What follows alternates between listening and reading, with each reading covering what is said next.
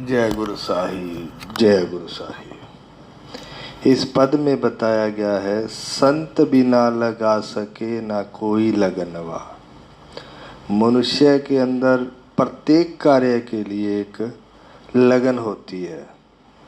संसारिक कार्य के लिए तो मनुष्य की लगन बन जाती है। जैसे हर साल घूमने जाना है, मौज मस्ती करनी है, मित्र मंडलियों के साथ पार्टियां करनी है, आदि बहुत कार्य हैं जिसमें उसकी लगन बनी रहती है। लेकिन जब परमात्मा के नाम की बात आती है, गुरुओं की संगत की बात आती है, तो हमारा मन इस तरफ नहीं जाता है, क्योंकि मनुष्य का मन बाह्यमुखी है, बाहर माया की तरफ अभ्यास है जन्म जन्म से। लेकिन संत लोग जिनका मन सत्संग, परमात्मा, गुरु के प्रेम में रंगा हुआ है, अंतर्मुखी है, और इसी में आनंद है। बाकी जो आनंद है वो कुछ पलों के हैं, क्षणभंगुर है, खत्म हो जाते हैं। संसारिक जैसे बचपन में बचपन का आनंद है, खेल कूद मौज मस्ती आदि। जवानी में शरीर में जान है, उसका आनंद है। मध्यम अवस्था आई, बच्चों की शादियां करनी है, उन्हें व्यापार नौकरी आजीविका में उलझा हुआ है, उन सब का आनंद है। बुढ़ापे में शरीर शीर्ण हो गया, लेकिन मन उसमें भी कुछ ढूंढ लेता है, और नहीं तो पुरानी बातें याद करता रहता है, इसमें उसको खुशी मिलती है। लेकिन इन चीज़ों के साथ उसको दुख भी मिलता है, परेशानियां भी मिलती हैं। वो जो आनंद उसको मिलता है उन वस्तुओं का, कार्य का, चेतन जीवों के साथ, ये चिरावस्था तक नहीं रहता है। इसलिए संत लोग उस आनंद की बात करते हैं जो जन्म, यानी संत के सानिध्य में पहुंचने से ही जन्म होता है, में पहुंचने से मृत्यु तक, जब तक यह शरीर रहेगा। इस तरफ लगन तभी बनेगी जब हम संतों के सत्संग में जाएंगे। धीरे धीरे हमारी समझ बन जाएगी और मन को उसमें लज्जत आने लगेगी। यह लगन संतों के द्वारा ही बनाई जाती है। अपने आप तो क्या है, पूजा पाठ के नियम है और कार्य की तरह उसको भी कर लेते हैं, पर पूरा रंग नहीं चढ़ेगा और विवेक भी नहीं बनेगा। तो इसी पद को आगे कहते हैं, कर ले सत्संग सेवा सिमरन हो जाए शांति ये मनवा। ये मन है ना जो, ये शांत नहीं होता है। शांति इसलिए नहीं होता है कि एक जगह टिकता नहीं है। इसको कभी क्या चाहिए, कभी क्या चाहिए, कभी दुख में फंस जाता है, कभी परेशान हो जाता है। जब हम सत्संग में जाएंगे, सेवा भाव अंतर से निकलेगा। सेवा से मन का अहंकार कम होता है, खुशी महसूस होती है। सिमरन यानी परमात्मा गुरु की याद बनेगी, जीव को सद्बुद्धि आएगी, उसे मन धीरे धीरे शांत होगा। लेकिन ये लगन संतों के द्वारा ही बनती है, जिससे आदमी के जो बाकी कार्य हैं वो भी गौण हो जाते हैं। कर्तव्य रूप में वो कार्य करता रहता है, पारिवारिक कार्य, तथा उसका मन आत्मा में रमा रहता है। वो जो जगत के कार्य हैं वो गुरु के ज्ञान से विवेक आ जाता है। चाहे वो कितना भी दुखी हो, परेशान हो, उसमें फंसता नहीं है। लेकिन संसारी आदमी विपदा दुख में परेशान होता है, रोता रहेगा। संत के सानिध्य में गया व्यक्ति को उसका विवेक, गुरु समर्पण भाव उसे हर मुसीबत से उबार देता है और उसका समय अच्छा निकल जाता है। फिर कहते हैं, मेरी आस गुरु पे लागी दूजा तो नहीं कोई भववा। हमारी जब एक पर आस लगती है, सिर्फ अपने गुरु पर, और आन पूजा या किसी अन्य, चाहे वो कोई भगत हो, साधु हो, महात्मा हो, नहीं, अपने गुरु पर। कोई जड़ पूजा भी करते हैं, देवी देवता, पत्थर, पत्थरों की, पितरों की, पीरों को मानते हैं। उनको भी एक पर चित्त टिका लेना चाहिए, जिससे उनको अंत में चेतन गुरु मिल जाए। बहुत बड़ा भाग्य है जिसको चेतन गुरु मिल जाए, और उससे भी बड़ा भाग्य है कि उस गुरु पर उसका चित्त टिक जाए। जिनकी आस बहुतों पे लागी, उसका चित्त हो जाए फटवा। जिनकी आस बहुतों पे लागी, उसका चित्त भंग हो जाएगा। कभी इस तरह भागेगा, कभी उस तरह भागेगा। कोई कहेगा यहाँ इच्छाओं की पूर्ति होती है, कोई कहेगा यहाँ माथा टेक लो, आदि बहुत बातें हैं। वो घूमता रहता है, उसका चित्त टिकेगा नहीं। सिर्फ आध्यात्मिक में नहीं, जगत के कार्य, परिवार के निर्णय आदि बहुत है, उसका चित्त डावाडोल रहेगा, दो तरफा रहेगा, उसके मन को आदत बन जाती है। इसलिए कहते हैं कि एक पर चित्त टिका लो, आपकी दृढ़ शक्ति बढ़ेगी।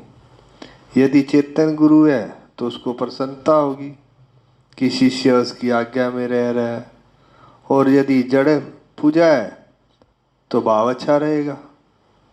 आगे कहते हैं, बहुत कथाओं ज्ञान चर्चाओं में बुद्धि हो जाए भरमवा। गुरु ज्ञान सुन ले, हो जाए सब बातों का निस्तरवा। कहते हैं कि एक संत के पास एक जिज्ञासु आया। गुरु तो बना लिया, पर मन में जिज्ञासाएं होती हैं। आजकल गुरु लोगों से बात भी नहीं हो सकती। गुरु लोगों को यही नहीं पता होता है कि हमारा शिष्य है। चलो महाराज के पास गया, किसी संत के पास। हमारे जी 6 शास्त्र हैं। एक शास्त्र कहता है परमात्मा नहीं है, जड़ चेतन की सत्ता है। एक कहता है कर्म प्रधान है, कोई योग की बात करता है। क्या करें? इस पर संत ने कहा आप अपने गुरु पर चित्त टिकाओ, कोई बात नहीं, बात नहीं होती तो उसके ऊपर जो कह रहे हैं उसको करते जाओ, जीवन में उतारते जाओ। उसके बाद धीरे धीरे धीरे धीरे आपको सब शास्त्र समझ आने लगेंगे।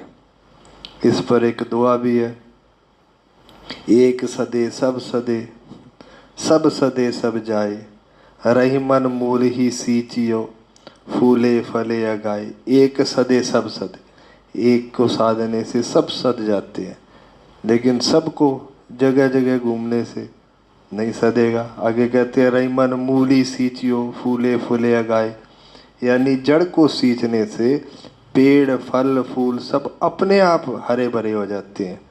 अब सबको पानी अलग अलग थोड़ा डालना है। जड़ को डाल दिया, पौधे के फूलों को डाल दो, टहनियों को डाल दो।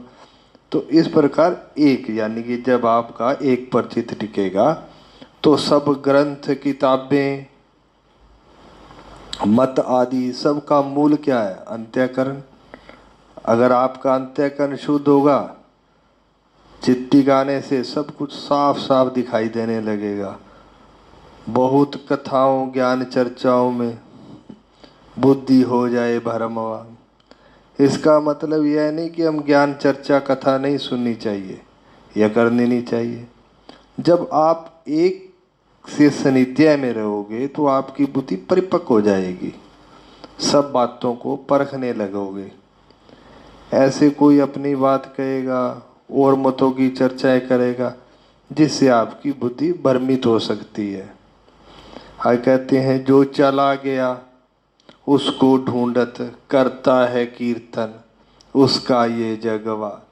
हाजर नाजर संत बिना, होई ना ज्ञान अर्थवा। जो चला गया इस पृथ्वी थे, उसका ज्ञान, व्यवहार, आचरण शब्दों में व्यक्त है, पीढ़ी दर पीढ़ी प्रेरणा देता रहता है। कहने का मतलब है कि संत महापुरुष, भगवान, देवता जो इस पृथ्वी पर देह धार कर आया है, उसने जाना है, ये विधि का विधान है। अब कई कल्पना करते हैं हमारे को दिखाई देता है वो उसकी मन की कल्पनाएं हैं। ग्रंथों में लिखा है कि ये अभी तक है, तो ये कल्पनाएं, कल्पनाओं का कोई अंत नहीं है। हम उनके ज्ञान को न पकड़कर उनकी मूर्तियां, चित्तर आदि की बाह्य रूप में पूजा करने लग जाते हैं और उनका कीर्तन, उनकी कीर्ति करने लग जाते हैं। तो ये एक देह पूजा हो जाती है। जड़ पूजा करोगे तो वो बोलती तो नहीं, अपना भाव ही अपने अंदर वापिस आ रहा है। तो जब हम किसी संत के पास जाएंगे जो हाजर नाजर है, देह रूप में है, तो वो हमारे भाव को भी पढ़ेगा और सत्संग द्वारा हमें ज्ञान समझाएगा, तथा जिनको हम पूज रहे हैं उनका भी ज्ञान बताएगा। इससे हमारा विवेक बनेगा, भरामंद विश्वास खत्म होते जाएंगे धीरे धीरे। फिर जो चला गया उसको भी नमस्कार है, लेकिन बाह्य पूजा पाठ से कुछ नहीं होगा। आगे कहते हैं, कहे सुमित मेरा तो प्रीतम है राम को मरवा, चाहे राखे स्वर्ग नरक, रहे बस तेरा ही संगवा। सुमित यानी कि एक शिष्य का भाव है, मेरा तो सब कुछ तू ही है। जब हम गुरु लोगों के पास जाते हैं तो हम कहते हैं कि परमात्मा मिल जाए, हमारी इच्छाओं की पूर्ति हो जाए, हमारा शरीर स्वस्थ हो जाए। ऐसी बहुत बातें हैं जिनके लिए हम उनके पास जाते हैं। धीरे धीरे जब हमारी समझ बन जाती है, फिर हमें भान होता है कि जो कार्य हो रहा है वो हमारे कर्मों का है। कर्मों के नियम को बदला तो नहीं जा सकता, लेकिन संत के ज्ञान से विवेक होने पर हमें दुख नहीं महसूस होगा। हमारे को ये भान हो गया है कि ये हमारा ही किया हुआ है। लेकिन हम जब हमने कोई किया है, कोई भी हम कर्म करते हैं, तो हमारा मन उसमें, हमारे को अज्ञानतावश हम वो कार्य कर जाते हैं। लेकिन जब हम संत के सानिध्य में गए तो अब हमारे को कर्म विवेक, उनके ज्ञान के द्वारा कर्म विवेक तक हमारी दौड़ चली जाती है, उस तल पे चले जाते हैं। तो अपने प्रारब्ध को तो हम भोगते हैं, तथा मन को इस प्रकार बनाते हैं कि वो अच्छे कर्म करता रहे, जिससे हमारे को खुशी मिले। वो कहते हैं कि चाहे राखे स्वर्ग नरक, रहे बस तेरा ही संग। अब गुरु का संग क्या है? गुरु हमारे अंदर है, ज्ञान रूप में। देह गुरु नहीं है, ना ही मंत्र गुरु है, ज्ञान गुरु है। जैसे हम कोई कार्य करते हैं, जैसे कोई साधन बाहर वाहन सीखते हैं, तो ज्ञान हमारे अंदर था, हम सीख गए। इस प्रकार परमात्मा का, आत्मा का ज्ञान अपने अंदर मौजूद है, लेकिन गुरु ने हमें ज्ञान बता दिया तथा हमारे मन को उस ओर परिवर्तित भी कर दिया। जैसे दीपक गुरु अपने समान कर लेता है और उसमें वो लो जगा देता है, दूसरा उसकी लो, अपनी लो दूसरे में जगा देता है। फिर गुरु शिष्य ज्ञान रूप में तो एक हो गए, लेकिन देह रूप में अलग अलग है। तो जब तक गुरु की देह रहेगी, आदर सम्मान करते रहेंगे, प्रेम भाव रखेंगे। इस प्रकार शिष्य का एक संपूर्ण भाव है। स्वर्ग नरक कहाँ जाना है, सब कुछ यही है, लेकिन उसका एक भाव है भी, हमारे को तेरा संग चाहिए, यानी कि ज्ञान। जो संग क्या है, ज्ञान है, वो हमारे अंदर ही मौजूद हो गया। अंत में यही कहेंगे कि हमें सत्संग में जाना चाहिए, संतों का संग करना चाहिए। साध के बिना सत्संग नहीं हो सकता। जो ये देवी देवता, भगवान, पीर, पितर आदि कोई चमत्कार कर देंगे, हमारी इच्छाओं की पूर्ति हो जाएगी, हमारा शरीर स्वस्थ हो जाएगा, मेरे सभी कार्य हो जाएंगे, ये मनुष्य एक भाव बनाता है। तो जब उस अपना भाव बनाता है तो उसका मन उस ओर अग्रसर होने लगता है। तो सभी कार्य होते तो समय और कर्म के अनुसार हैं, लेकिन एक उनका भाव है। तो इन भ्रांतियों में नहीं रहना चाहिए, ज्ञान समझ विवेक को जानना चाहिए। कुछ लोग कहते हैं कि ये हमारा इष्ट है, ये हमारे जद्दी गुरु हैं, बहुत पूजा पाठ कर्म कांड पीढ़ी दर पीढ़ी यंत्रवत चलते रहते हैं। हम इनको छोड़ नहीं पाते क्योंकि हमारे मन में डर है कि हमारे को कोई दुख ना पहुंचा दे, हमारा कोई नुकसान ना हो जाए। नहीं, अपना बुला भला भला बुरा हम अपने मन के द्वारा ही करते हैं। जब हम किसी चीज़ को पकड़ लेते हैं ऐसे ना हो जाए तो हमारा मन डावाडोल रहता है और हमारे को लगता है कि कुछ हो ना जाए। तो हमारा भला बुरा हमारा मन हम अपने द्वारा ही करते हैं, दूसरा कोई नहीं करता।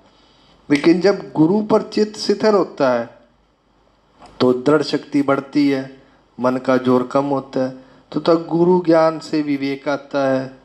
और ये जो मन के तार, भ्रम में के जो तार हैं मन के, धीरे धीरे टूटते जाते हैं।